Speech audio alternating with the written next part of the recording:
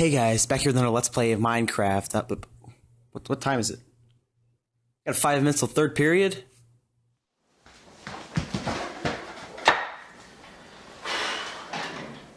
Dude, Mark, your headphones are still on.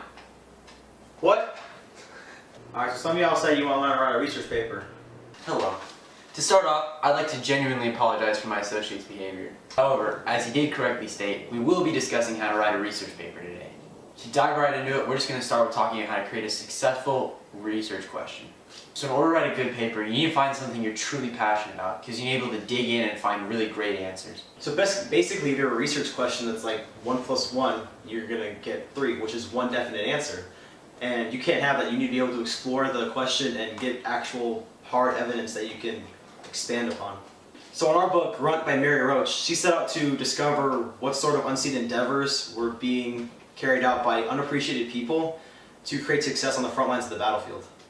In a world that's filled with media that points towards who has the biggest weapons in warfare, Roach decides to go towards the men under scrutiny that aren't really appreciated, but have the biggest job in creating success on the battlefield. Never once does Roach explicitly describe the weaponry of warfare, but she rather tries to delve in really deeply on the water boys of war. So, while Roach's question is a large, overarching societal issue, and yours doesn't necessarily have to be such as big, grand, or elaborate, it can be something much more simple. However, it should still be open-ended and really create a burning desire within you. It shouldn't be 1 plus 1 equals 3 like we said earlier. So to answer your research question, you're going to be able to find reliable resources. You need to be able to ask yourself what and who do I have access to, what sort of answers are they going to give, what sort of questions do I need to answer my question, and who's actually going to care about what I'm asking. For example, in Grunt, Mary Roach is an awesome example of employing the use of a personal interview as a form to gather research. And while that works fantastically in order to gain a personal perspective on something that might be objective or lame, such as flies or diarrhea, it also provides a bias or tunnel view. In fact, most of the researchers thought that what they were doing was the most important thing. So it's important to avoid that bias. And being an 11th grade student, you're not going to have as much access as Roach did to high-grade military officers. You have to dig deep to find reliable resources, but make sure you get at least 3 in order to avoid personal bias.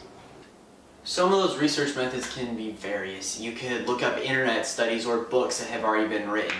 What work has already been done on your topic? Chances are that you're not the first person to ask your question, so there should be plenty of help out there for you to find out what you're looking for. While it's important to have extensive research, it's absolutely paramount that your final verdict comes from your personal findings and you're not just simply copying somebody else's results.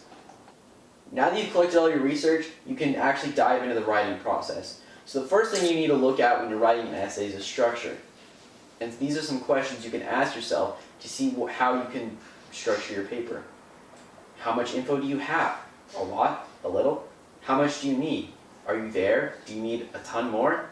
How specific is your topic? Is it very narrow or very broad? How much weight does your subject bear? Is it lighthearted or very serious? Or maybe even somewhere in between? How big is your audience? Is this a small collective group of people that knows it, or a massive audience that most people can relate to? How connected are you to your topic personally? Is this something that really inspires you to write? I sure hope so. Is it a narrative? Does it tell a story? Or is it unrelated pieces of information?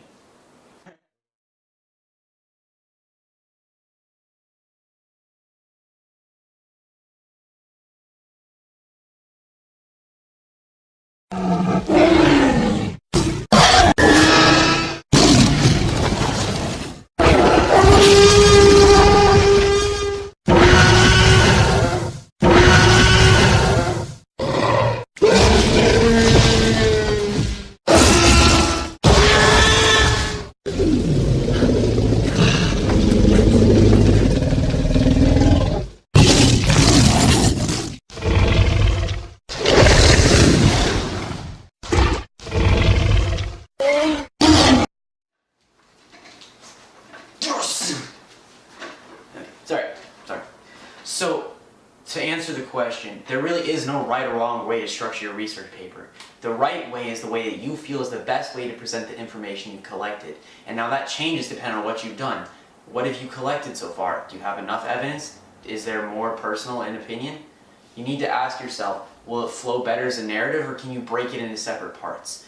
Now, Roach takes an isolationist approach in her book, but that may not work for you. You need to decide what your audience needs to feel. As a writer, that's your responsibility. The only thing more important than what you're writing is how you write it. This is when tone kicks in. You must consider, what are you talking about? Who is going to be reading it? Is your topic serious or lighthearted, or somewhere in between? Are different tones appropriate for different sections of your subject? All must be considered when deciding overall tone. Roach uses colloquialisms and profanity to create a very conversational tone, making it a very approachable read on unapproachable topics such as exploding genitalia. However, as she moves towards chapters talking about death, she adopts a consolate and respectful tone. For example, my brother Harambe was not treated with sincere respect. Congratulations, you just got done writing your research paper. Or so you thought. Now it's time to revise. Did you write everything necessary? Was everything you wrote necessary? Was there anything you can take away to make it more direct? What can be added to make it more clear? So in Roach's case, she decided to make revisions, including creating footnotes to create clarifications for a reader. While these weren't really necessary, they definitely did add to clarification of very complex topics, and it just created a general better feel for what she was trying to say.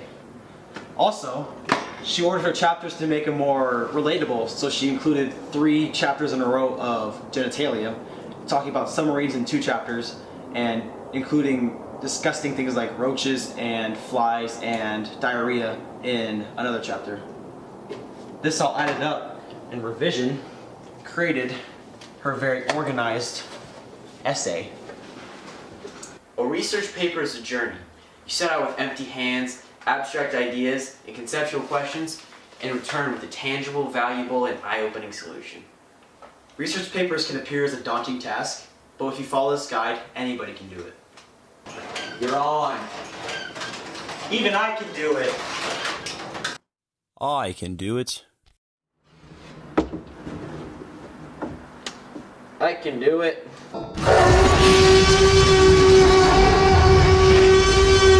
I did it, and I got a B.